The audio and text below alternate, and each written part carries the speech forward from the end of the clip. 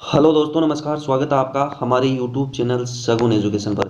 दोस्तों, आज हम इस वीडियो में बात करेंगे जो आपका जो सेकंड ग्रेड का जो सामान्य विभाग का जो एग्ज़ाम लगने वाला है, उसके अंदर आपका जो फर्स्ट पेपर है यानी कि जीके का, जनरल नॉलेज का, उसके अंदर आपकी जो राजस्थान की जो हिस्ट्री लगती है। तो हमने जो एक पहला जो वीडियो करवा दिया था, जो राजस्थान की जो हिस्ट्री है उसके अंदर आपकी जो राजस्थान की जो सभ्यता है उसके अंदर जो पहला जो वीडियो करवाया था हमने, कालीबंगा सभ्यता।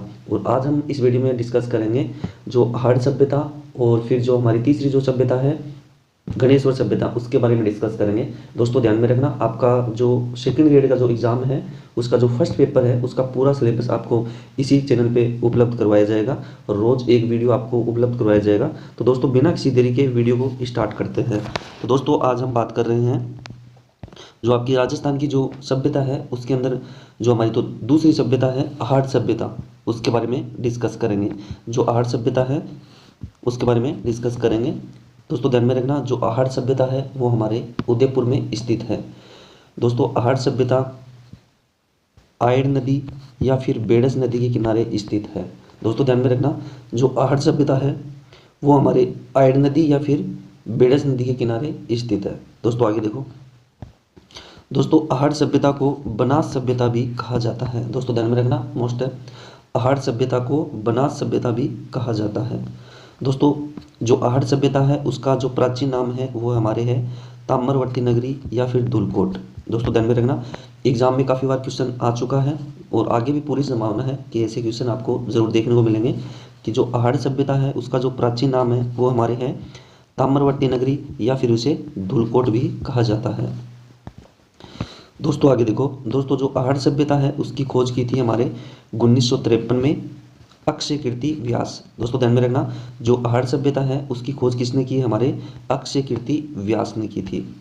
दोस्तों ध्यान में रखना, आहट से आपको याद रखना है अक्षय कीर्ति व्यास। ऐसे दोस्तों याद रख लेना, आहट से आहट सभ्यता, और ऐसे ही आपको याद रखना है अक्षय कीर्ति व्यास, यानी कि जो आहट सभ्यता है उसकी खोज किसने की है, अक्षय कीर्ति व्यास ने की है। दोस्तों अब आगे देखो, दोस्तों उसका जो उत्खनन कार्य है, आहट सभ्यता है उसका जो उत्खनन कार्य है वो किया हमारे 1961 और 62 में। किसने किया है, रतन चंद्र अग्रवाल, और एक हमारे है हंसमुख धीरजलाल सांखलिया, यानी कि SD सांखलिया। दोस्तों ध्यान में रखना, जो आहट सभ्यता है उसका जो उत्खनन कार्य है वो 1961 और 62 में किया है। किसने किया है, एक तो रतन चंद्र अग्रवाल है और एक हमारे SD सांखलिया। दोस्तों आपको अच्छे से याद रखना है कि इसकी जो खोज तो की हमारे अक्षय कीर्ति व्यास ने और उसका जो उत्खनन कार्य है वो किया हमारे रतन चंद्र अग्रवाल और SD सांखलिया ने। दोस्तों अब आगे देखो, दोस्तों जो आहट सभ्यता है उसको 10वीं व 11वीं शताब्दी में उसे अघाटपुर के नाम से जाना जाता है। दोस्तों ध्यान में रखना, अच्छे से मोस्ट फैक्ट है कि जो 10वीं और 11वीं शताब्दी में जो आहट सभ्यता है उसको अघाटपुर के नाम से जाना जाता था। दोस्तों आगे देखो, दोस्तों जो आहट सभ्यता है उसके अंदर जो मकान थे, यानी कि जो मकान की दीवारों, जो मकान की जो दीवार थी वो पत्थर व ईंटों से बनी हुई थी। दोस्तों ध्यान में रखना, जो कालीबंगा सभ्यता थी उसमें जो मकान बने हुए थे वो मिट्टी की जो ईंट थी उससे बने हुए थे। तो दोस्तों ध्यान में रखना, वो भी मतलब धूप में पकाकर, जो ईंट को मतलब धूप में पकाकर फिर मकान बनाए जाते थे, इसलिए वो दीनहीन बस्ती कहलाती थी कालीबंगा सभ्यता। और एक ही हमारे जो आहट सभ्यता है उसके अंदर जो मकान की जो दीवार थी वो पत्थरों एवं ईंटों से बनी हुई थी। दोस्तों आगे देखो, दोस्तों मकान में 4 से 6 चूल्हे के साक्ष्य मिले हैं, यानी कि जो आहट सभ्यता है उसमें जो मकान के अंदर 4 से 6 चूल्हे के साक्ष्य मिले हैं एक साथ। दोस्तों आगे देखो, दोस्तों आहट सभ्यता में संयुक्त परिवार था। दोस्तों अगला पॉइंट है हमारे सामूहिक भोजन विधि थी। दोस्तों ध्यान में रखना, जो संयुक्त परिवार था उसके अंदर सामूहिक भोजन विधि थी, और जो आहट सभ्यता है उसमें चावल के साक्ष्य मिले हैं। और अगला हमारा पॉइंट है भट्टीनुमा चूल्हा मिला है, और बर्तन बनाने की कला में दक्ष थे। दोस्तों ध्यान में रखना, जो आहट सभ्यता के लोग थे वो बर्तन बनाने की कला में दक्ष थे। दोस्तों हमारा जो अगला पॉइंट है, दोस्तों एग्जाम की दृष्टि से मोस्ट अच्छे से देख लेना इसको, यानी कि काले व लाल मर्द भांड के साक्ष्य मिले हैं। जो आहट सभ्यता है उसमें काले व लाल मर्द भांड के साक्ष्य मिले हैं। दोस्तों अगला पॉइंट है हमारे 26 किस्म के मणिये, यानी कि 26 किस्म के मणिये मिले हैं, 6 तांबे की मुद्रा और एक मतलब 26 किस्म के मणिये मिले हैं, 6 तांबे की मुद्रा और 3 मोहरे मिले हैं। दोस्तों आगे देखो। दोस्तों जो कालीबंगा जो हमारे आहड़ सभ्यता है उसके अंदर जो बर्तन मिले हैं, जैसे मतलब काले व लाल जो मर्द बांड के साक्ष्य मिले हैं, तो बर्तनों को ब्लैक एंड रेड बेयर कहा जाता है। दोस्तों ध्यान में रखना, एग्जाम में 2-3 बार क्वेश्चन पूछा जा चुका है कि ब्लैक एंड रेड बेयर बर्तन किस सभ्यता में मिले हैं, वो मिले हमारे आहड़ सभ्यता में। दोस्तों ये पॉइंट मोस्ट अच्छे से ध्यान में रखना, ब्लैक एंड रेड बेयर कहा जाता है बर्तनों को। दोस्तों आगे देखो। दोस्तों आहड़ को 2 कालखंडों में बांटा गया है, यानी कि जो आहड़ सभ्यता है उसको 2 कालखंडों में बांटा गया है। दोस्तों वो 2 कालखंड कौन कौन से हैं? पहला तो हमारे हैं ताम्रयुगीन सभ्यता। दोस्तों आपको इसको ऐसे याद रखना है, जो आहड़ संस्कृति है उसमें 2 कालखंडों में बांटा गया है। जो पहली तो हमारे है ताम्रयुगीन सभ्यता और दूसरी हमारे लोहा युगीन सभ्यता। यानी कि जो आहड़ सभ्यता है वो ताम्रयुगीन सभ्यता भी है और लोहे युगीन सभ्यता भी है। दोस्तों आगे देखो।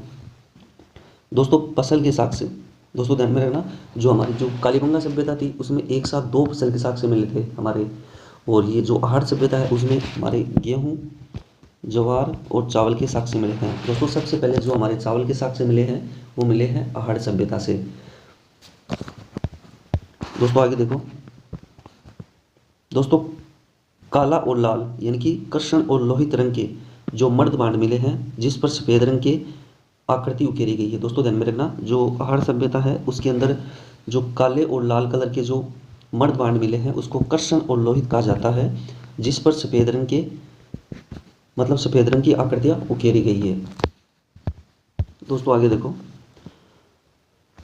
दोस्तों आहड़ सभ्यता में अनाज रखने के लिए बड़े भांड मिले जिसे स्थानीय भाषा में गोरे या कोठे कहा जाता है। यानी कि जो आहड़ सभ्यता में अनाज रखने के जो बड़े भांड मिले हैं जिसे स्थानीय भाषा में गोरे या कोठे कहा जाता है। दोस्तों ध्यान में रखना, ये भी एग्जाम में क्वेश्चन पूछा जा चुका है। दोस्तों आगे देखो। दोस्तों आहड़वासी यानी आहड़ सभ्यता के लोग तांबे के साथ लोहे के उपकरण का भी प्रयोग करते थे, यानी कि तांबे के साथ लोहे के जो उपकरण थे उसका प्रयोग भी करते थे। दोस्तों अगला पॉइंट है हमारे। दोस्तों आहड़वासी जो आहड़ सभ्यता के लोग थे वो ईरान से लेपिस जालूली पत्थर मंगवाते थे।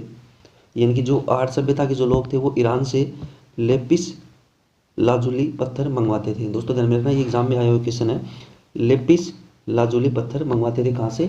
ईरान से। दोस्तों अगला पॉइंट है हमारे, तांबे के औजारों का निर्माण केंद्र था। यानी कि जो आहड़ सभ्यता थी वो तांबे के औजारों का निर्माण केंद्र था। दोस्तों आगे देखो। दोस्तों हमारा अगला जो पॉइंट है, आहड़ सभ्यता के लोग अपने मृतकों को गहने व आभूषणों के साथ दफनाते थे। यानी कि व्यक्ति की मृत्यु होने के बाद जो मृतकों को गहने व आभूषणों के साथ दफनाते थे आहड़ सभ्यता के लोग। दोस्तों नोट। दोस्तों आहड़ सभ्यता हमारे 4000 वर्ष पुरानी है। दोस्तों ध्यान में रखना, ये मोस्ट फैक्ट है, आहड़ सभ्यता 4000 वर्ष पुरानी है।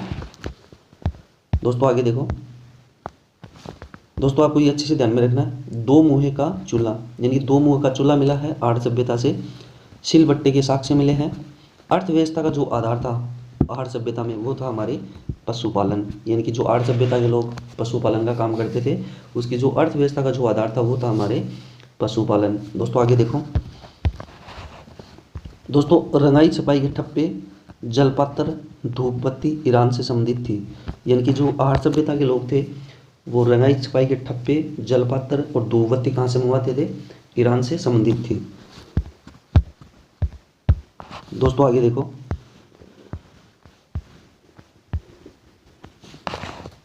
दोस्तों अगला पॉइंट है हमारे इंडो-ग्रीक मुद्रा पर। यानी जो इंडो-ग्रीक मुद्रा पर यूनानी देवता अपोलो का चित्र था। यानी कि जो इंडो-ग्रीक मुद्रा थी आहड़ सभ्यता में उस पर यूनानी देवता थे अपोलो, उसका चित्र अंकित था। दोस्तों आगे देखो।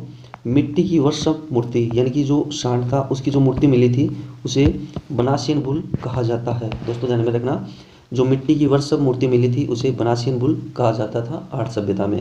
दोस्तों ध्यान में रखना, उसका जो उत्खनन था वो 8 स्तर में हुआ था। यानी कि जो आहड़ सभ्यता थी उसका जो उत्खनन था वो हमारे कितने स्तरों में हुआ था? 8 स्तरों में हुआ था। दोस्तों आपको ऐसे याद में रखना है कि जो आहड़ सभ्यता है उसका जो खोज किसने की थी दोस्तों, ऐसे याद रखना आपको, अक्षय कीर्ति व्यास। और ऐसे ही आपको याद रखना है 8 स्तरों में उसका जो उत्खनन हुआ था 8 सभ्यता का। दोस्तों अब हम बात करेंगे जो हमारी जो अगली सभ्यता है गणेश्वर सभ्यता, उसके बारे में डिस्कस करेंगे।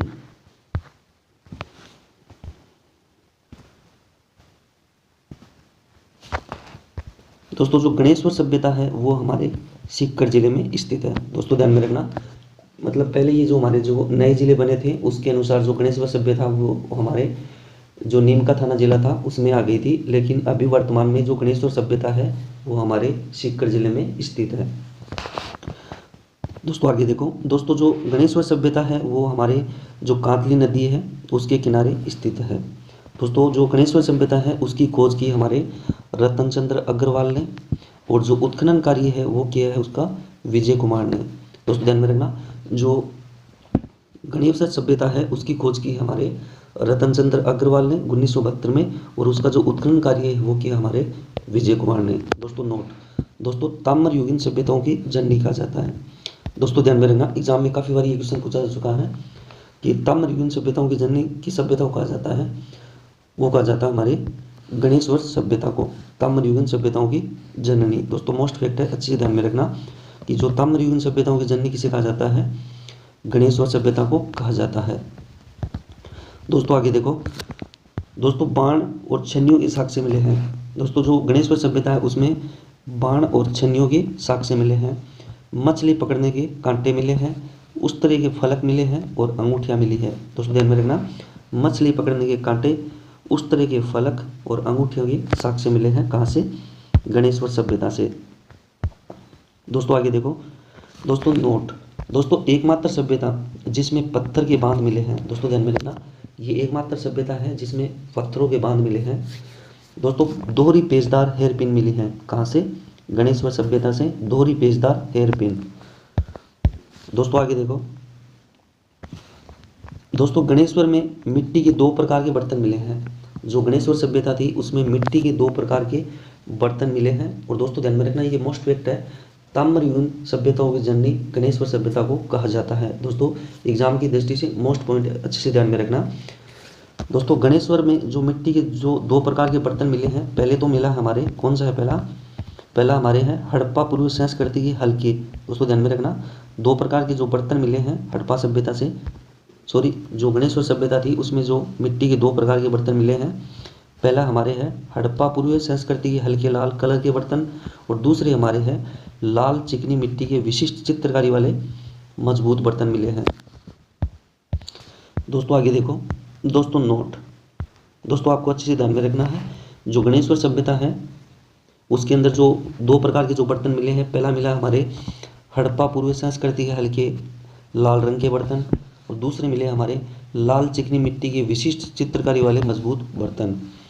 दोस्तों आगे देखो नोट, दोस्तों आहड़ व गणेश्वर सभ्यता ताम्र पाषाण काल की थी, किंतु उसके ऊपर जो उसकी जो ऊपरी स्तर थी उसमें लोहे युग के अवशेष भी मिले हैं। दोस्तों आपको ऐसे याद रखना है, जो आहड़ संस्कृति है सभ्यता है और जो गणेश्वर सभ्यता है वो मतलब ताम्रयुगीन सभ्यता भी कहलाती है और जो लोहे युगीन सभ्यता भी कहलाती है। दोस्तों आगे देखो, दोस्तों जो गणेश्वर में जो गणेश्वर सभ्यता थी उसमें सर्वाधिक मात्रा में तांबे के उपकरण मिले हैं, 99% तांबा मिला है, यानी कि जो सर्वाधिक जो तांबे के उपकरण कहाँ पे मिले हैं, गणेश्वर सभ्यता से, और हड़प्पा और मोहनजोदड़ो का बेचा जाता था। दोस्तों ध्यान में रखना, जो तांबे के जो उपकरण थे गणेश्वर सभ्यता से वो हड़प्पा और मोहनजोदड़ो जो सभ्यता थी वहाँ पे भी बेचे जाते थे। दोस्तों आगे देखो, दोस्तों मिट्टी के बर्तन, दोस्तों ध्यान में रखना, जो गणेश्वर सभ्यता है उसमें मिट्टी के जो बर्तन थे वो कपिस वर्णी मर्दभांड कहलाते थे। दोस्तों ध्यान में रखना, ये मोस्ट पॉइंट है, मिट्टी के जो बर्तन मिले थे वो कपिस वर्णी मर्दभांड कहलाते थे, और जो बर्तन थे वो काले व नीले रंग से सजाए जाते थे। दोस्तों ध्यान में रखना, ये भी मोस्ट पॉइंट है, जो बर्तन थे वो काले व नीले रंग से सजाए जाते थे, कौन सी सभ्यता में, गणेश्वर सभ्यता में। दोस्तों ध्यान में रखना, हमारा जो अगला जो वीडियो आने वाला है वो हमारे जो बेराट सभ्यता है, बेराट सभ्यता है, कौन सी सभ्यता में, गणेश्वर सभ्यता में। दोस्तों ध्यान में रखना, हमारा जो अगला जो वीडियो आने वाला है वो हमारे जो बेराट सभ्यता है, वो हमारे जो जो बेराट सभ्यता है वो वीडियो आने वाला है। दोस्तों ध्यान में रखना, अगर आपको हमारा वीडियो अच्छा लगे तो वीडियो को लाइक और चैनल को सब्सक्राइब करना ना भूलें और बेल आइकन पर क्लिक करें ताकि आने वाली वीडियो का नोटिफिकेशन आपको समय पे मिल सके। दोस्तों मिलते हैं अगली वीडियो में, धन्यवाद।